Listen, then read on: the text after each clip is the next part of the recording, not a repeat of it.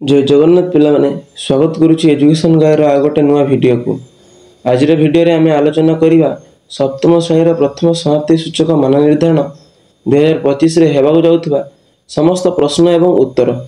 आज आम प्रथम भाषा जहाँकि ओडिया र समस्त रियल प्रश्न एवं उत्तर आलोचना करवा। माने एठी जे जार विषय नाम लिखा जाइछि, एठी विषय नाम ओडिया, तापर श्रेणी सप्तम एवं जे जार पिला माने जे जार नाम लिखिबो, रोल नंबर, तारीख, विद्यालय नाम, जे जार ब्लॉक नाम एवं जिला नाम।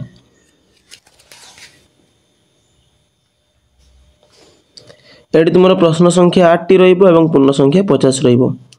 1 नंबर निम्नोक्त अनुच्छेदटी पाठ करी सेतिरु 30 टी शब्द मध्य उत्तर लेख। अनुच्छेद है विनय रूपक क्षेत्र में ज्ञान रूपक शस्य उत्पादन होता है। यही ज्ञान बसवास करे सेठारे जेठारे मनीष पाप और दुर्गुण को भय करे एवं निजठारे थिबा भगवानक सह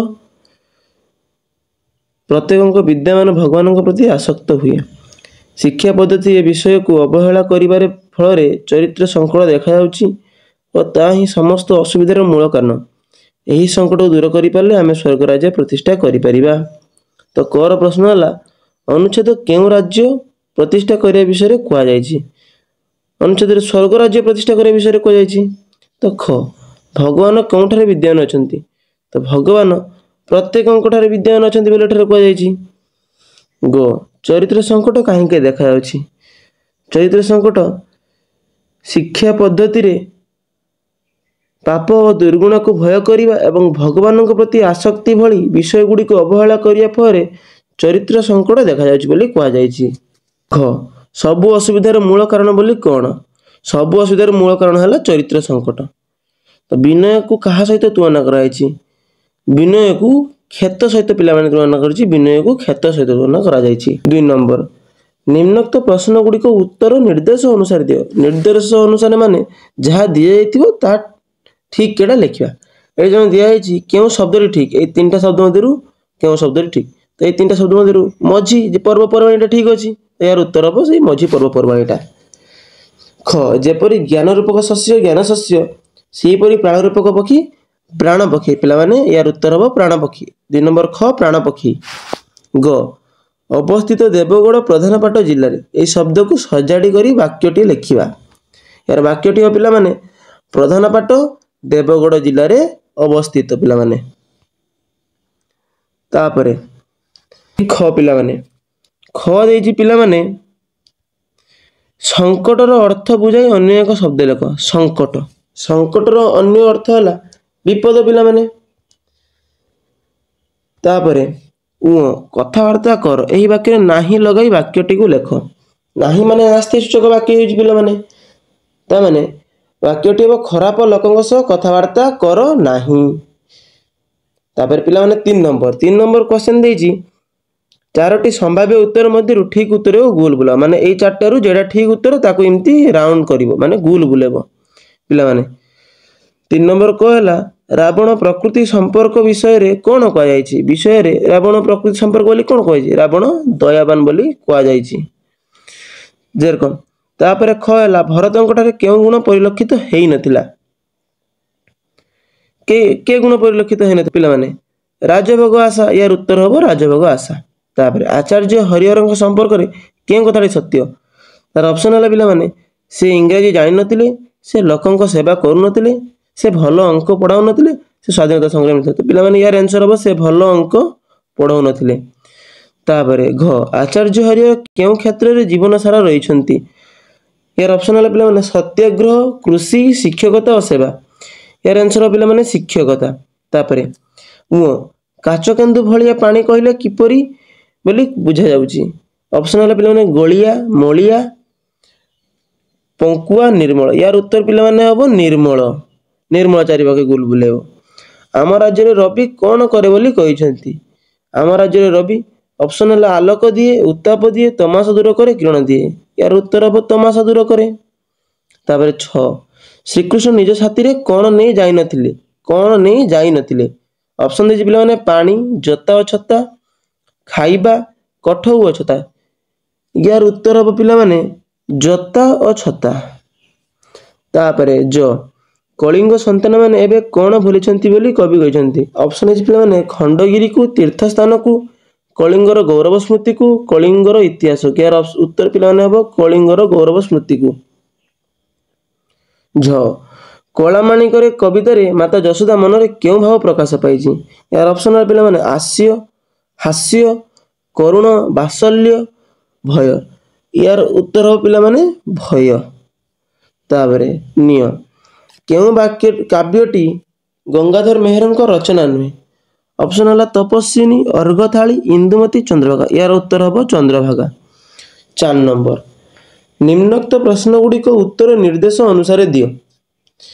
क कौतुक यहीपरि अन्य रूप कौतुकर अन्य रूप कौन पिला माने परिहास एडी उत्तर लिखियो परिहास।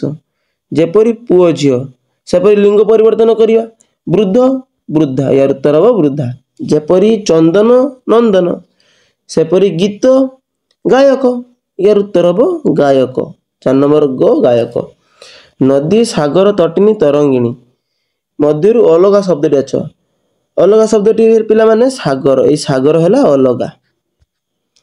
तो पिला माने जो मैंने एत पर्यंत भिडियो देखुंत तो आम भिडियो गुड़ी को जब भल लगुच आम चैनल को सब्सक्राइब करूँ पाखे बेल नोटिफिकेशन को ऑल करूँ लाइक करूँ एवं निज सांग मान भिडियो को शेयर करूँ कहीं निजे जाना सहित निज सांग मान जनातु कारण से परीक्षा देवे। तो पिला माने एठी उ नंबर किटिकिटी परी अन्य एक शब्द लेख। किटिकिटी परी अन्य एक शब्द पिला माने कौन हम मु दुईटा कह दूची चमचम एवं झिलिमिली तुम जोटा पसंद हम से लिख। तापर 5 नंबर पिला माने देइछि निम्नोक्त कविताटी पढ़ी प्रश्न गुड़िकर उत्तर 20 शब्द मध्य दियो।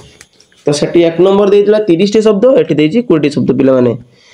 तो 5 नंबर कविताटी है फुलटीए मते करी दियो प्रभु बगीचारे फुटुथिबी तुम पदपाद में लटिबा पाई कि दिबा निशी झुरुथिबी एतिकी विनती तुम श्रीचरणे मागु नाही धन मान उत्तम मनीष हेबा पाई चाहे कर हे मते कल्याण मो टिकी मन करे हे पवित्र ईर्षा हिंसा हे दूर सत्य धर्म शांति प्रेम अहिंसा रे मन रहो निरंतर।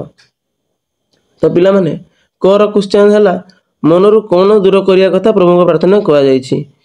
तो एठी यार उत्तर मनरु ईर्षा और हिंसा दूर करिया कथा प्रभु को पाखे प्रार्थना करा जायछि। ख मन को सबुबले केउथिरे लगाई रखिया पई एठारे कहा जायछि मन को सबुबले सत्य धर्म शांति प्रेम और अहिंसा रे लगाई रखिया को कहा जायछि।